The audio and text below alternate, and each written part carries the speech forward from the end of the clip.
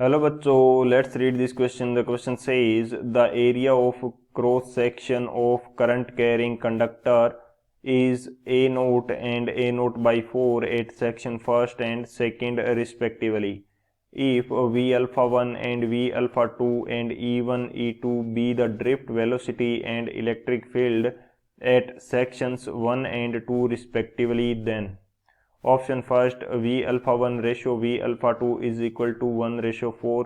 Option second V alpha 1 ratio V alpha 2 is equal to 4:1. Option third E1 ratio is equal to 4:1. Option fourth E1 ratio E2 is equal to 1:4.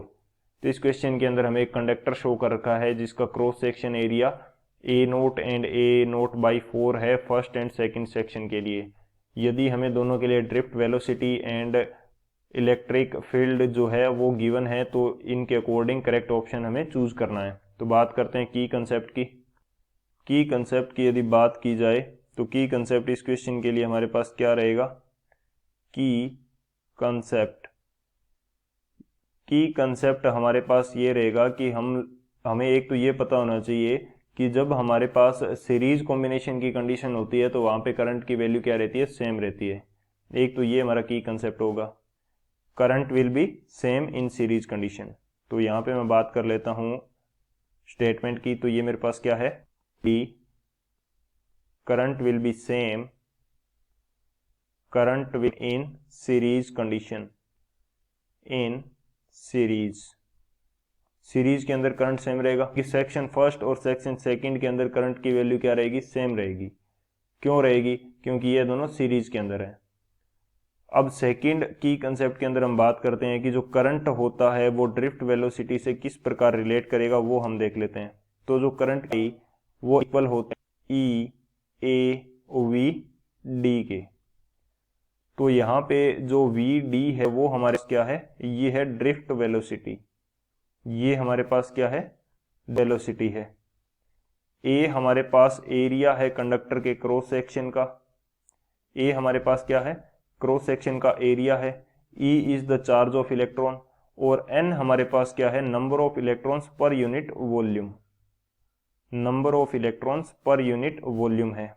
N number of electrons per unit volume, number electrons per unit volume. Per unit volume कितने electron का number है वो हमारे पास represent किया गया है small n से. तो दो तो ये की कंसेप्ट हो जाएंगे.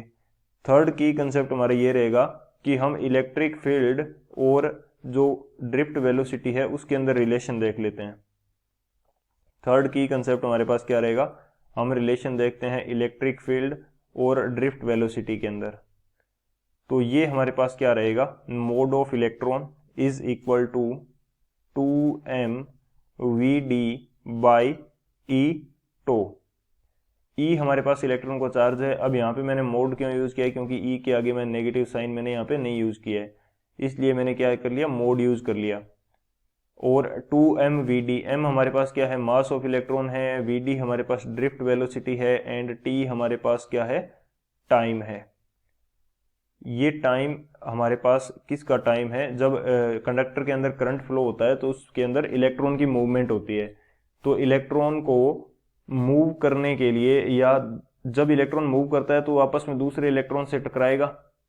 तो एक पॉइंट से दूसरे पॉइंट पर एक इलेक्ट्रॉन की दूसरे इलेक्ट्रॉन से टक्कर के बीच में जो टाइम होता है उसको टो से रिप्रेजेंट किया जाता है. तो ये हमारे तीन की कंसेप्ट हो जाएंगे. इन तीनों की कंसेप्ट की हेल्प से इस क्वेश्चन को सोल्व करते हैं. तो सॉल्यूशन की यदि बात की जाए, हमारे पास जो क्रॉस सेक्शन या कंडक्टर दिया गया है उसके अकॉर्डिंग हमने की कंसेप्ट देखा था कि I की वैल्यू किसके इक्वल होगी, NEA और VD के. तो N की वैल्यू क्या रहेगी, पूरे कंडक्टर के लिए है तो ये किसी भी क्रॉस सेक्शन के लिए क्या रहेगी, कांस्टेंट रहेगी. कांस्टेंट क्यों रहेगी, क्योंकि ये तो क्या है, इलेक्ट्रॉन का नंबर है पर यूनिट वॉल्यूम के अंदर, वो तो पूरे के अकॉर्डिंग आना है ना कि पर्टिकुलर क्रॉस सेक्शन के अकॉर्डिंग. तो ये वैल्यू कांस्टेंट रहने वाली है. इलेक्ट्रॉन की वैल्यू जो है चार्ज वो भी कांस्टेंट है. क्रॉस सेक्शन एरिया चेंज होगा और ड्रिफ्ट वेलोसिटी चेंज होगी. आई की वैल्यू दोनों क्रॉस सेक्शन के अंदर सेम रहेगी. क्यों रहेगी, क्योंकि सीरीज के अंदर है.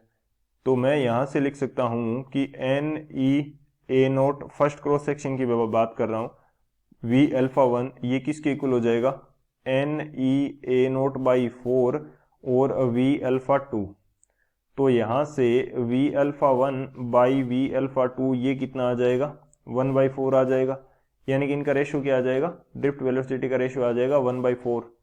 इसी तरह से मैं बात करता हूँ कि मेरा सेकंड जो की कंसेप्ट जो थर्ड की कंसेप्ट था, उसके अकॉर्डिंग जो इलेक्ट्रिक फील्ड है वो डायरेक्टली प्रोपोर्शनल है वी के, क्योंकि मास ऑफ इलेक्ट्रॉन क्या है, कांस्टेंट है, चार्ज ऑफ इलेक्ट्रॉन कांस्टेंट है, और दो इलेक्ट्रॉन के बीच जो टक्कर का टाइम है वो भी हमारे पास कांस्टेंट है।